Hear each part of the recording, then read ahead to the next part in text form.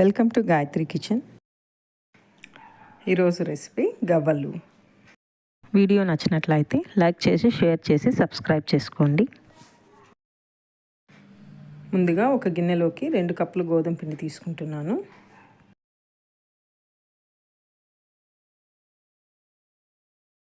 గోధుమ పిండిలోకి కొద్దిగా నీరు వేసి మన చపాతీ పిండి కలిపినట్టుగా కలుపుకోవాలి.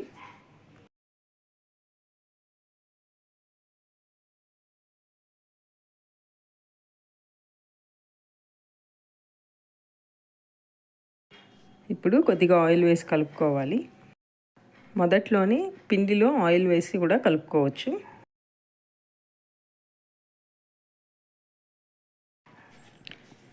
ఇలా పిండిని అంతటిని బాగా మృదువుగా వచ్చేట్టుగా నీట్ చేసుకోవాలి.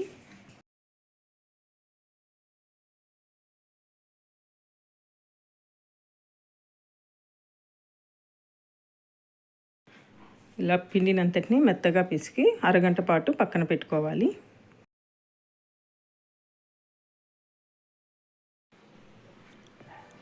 అరగంట పాటు పక్కన పెట్టిన పిండిని ఇలా మరీ ఒకసారి బాగా కలుపుకొని చిన్న ఉండలుగా చేసి పెట్టుకోవాలి. లేదా కొద్దిగా తీసుకుంటూ కూడా గవ్వల చెక్క మీద గవ్వలుగా రుద్దుకోవచ్చు మనము. ఇలా గవ్వల చెక్కకు ముందుగా పొడి పిండిని రాయాలి. లేదంటే పిండి అంతా కూడా గవ్వల చెక్కకు అతుక్కుపోతుంది.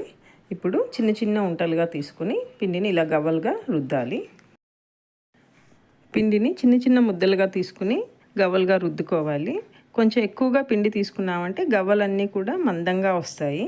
ఈ మందంగా వచ్చిన గవ్వలను మనం నూనెలో వేయించుకున్నప్పుడు క్రిస్పీగా అనిపించవు. పల్చగా వచ్చిన గవ్వలు మాత్రమే బాగా క్రిస్పీగా ఉంటాయండి. తినడానికి క్రిస్పీగా ఉంటేనే బాగుంటాయి గవ్వలు. ఇలా మనం కలిపి పెట్టుకున్న పిండి అంతటినీ కూడా గవ్వలుగా రుద్దుకున్నాక అన్నిటినీ కలిపి ఒకసారిగానే మనం నూనెలో ఫ్రై చేసుకోవచ్చును. ఇలా గవ్వలు రుద్దడానికి గవ్వల చెక్కే ఉండాలని ఏం లేదండి. మనం గవ్వలు రుద్దడానికి దువ్వెన పైన చేయొచ్చును. లేదంటే ఇప్పుడు మనం వడియాలు ఎంచుకుంటాం కదండి, జాలిగరిటె, దానిపైన కూడా చేయొచ్చును. మీకు తర్వాత చూపిస్తాను ఆ గరిటె పైన ఎలా చేయాలని. మధ్యలో పొడి పిండిని గవ్వల చెక్కకు రాస్తూ రుద్దుకోవాలండి గవ్వల్ని. లేదంటే పిండి అంతా కూడా చెక్కకు అతుక్కుపోతుంది. చూడండి, చాలా ఈజీగా 1 సెకండ్లో ఒక్కొక్క గవ్వను రెడీ చేసేయచ్చును.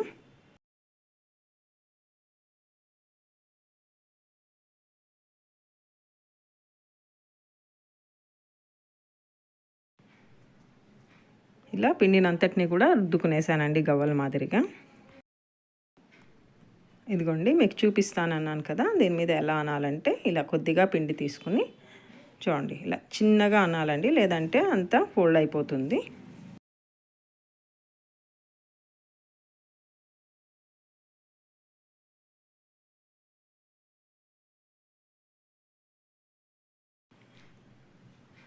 చూసారు కదా, ఇలా మనం చేసుకోవచ్చు. ఇప్పుడు గరిటె మీద అన్నవన్నీ చూపిస్తాను చూడండి. సేమ్ షేప్ అలాగే వస్తుంది, కాకపోతే స్లోగా వస్తాయి అన్నమాట. మనం గవ్వల చెక్క మీద అయితే స్పీడ్గా అనేస్తాము, దీని మీద స్లోగా అనుకోవాల్సి వస్తుంది.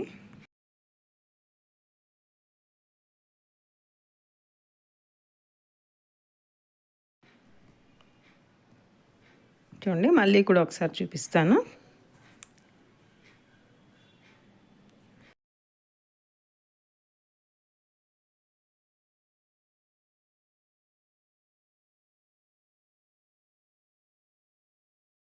ఇప్పుడు స్టవ్ మీద కడాయి పెట్టుకొని అందులో ఆయిల్ వేసుకోవాలి.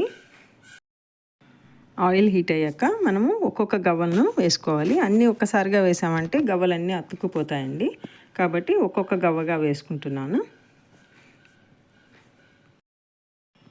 స్టవ్ను మీడియం ఫ్లేమ్లో పెట్టుకునే వేయించుకోవాలి.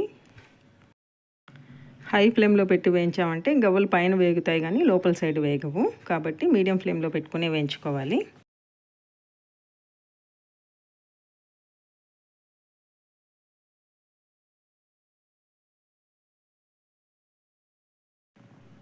ఇలా గవ్వలు వేసాక 2 నిమిషాల పాటు ఉండి తరువాత కలుపుతూ వేయించుకోవాలి.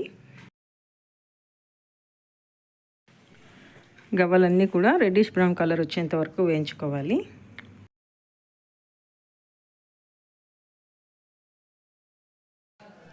ఇలా గవ్వలన్నీ కూడా క్రిస్పీగా వచ్చాక తీసి పక్కన పెట్టుకోవాలి.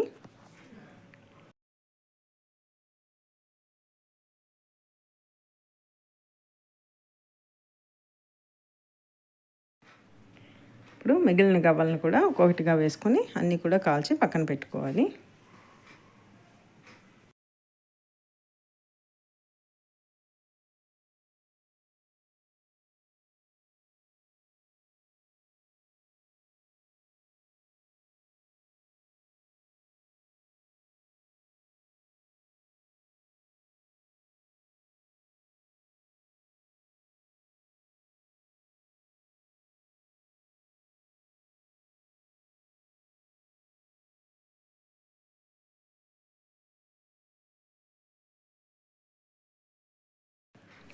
చూడండి, ఇలా గట్టిగా ఒత్తితే టక్ టక్ మన సౌండ్ వస్తుంది గవ్వ. అప్పుడు బాగా వేగినాయని మనకు అర్థము.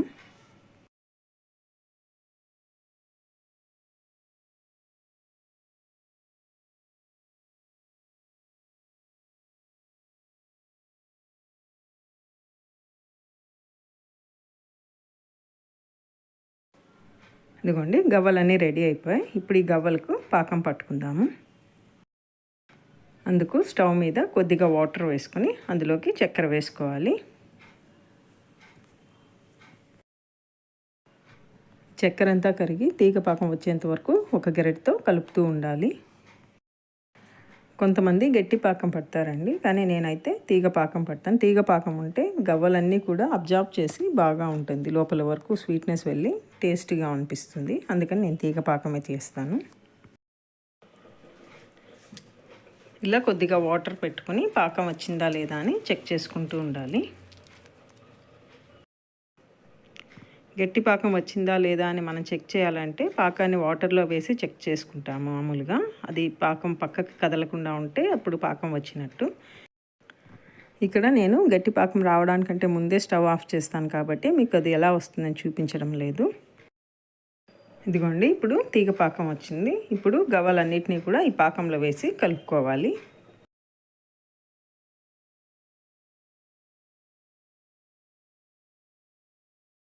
ఇప్పుడు స్టవ్ ఆఫ్ చేసి పాకం అంతా కూడా గవ్వలకు బాగా పట్టేట్టుగా కలుపుకోవాలి.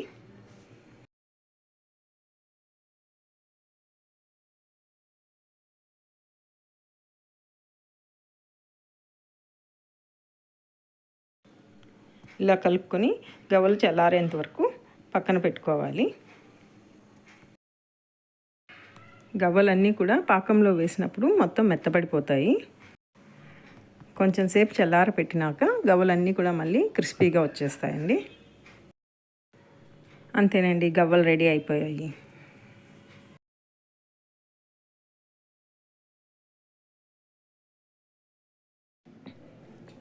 Thanks for watching.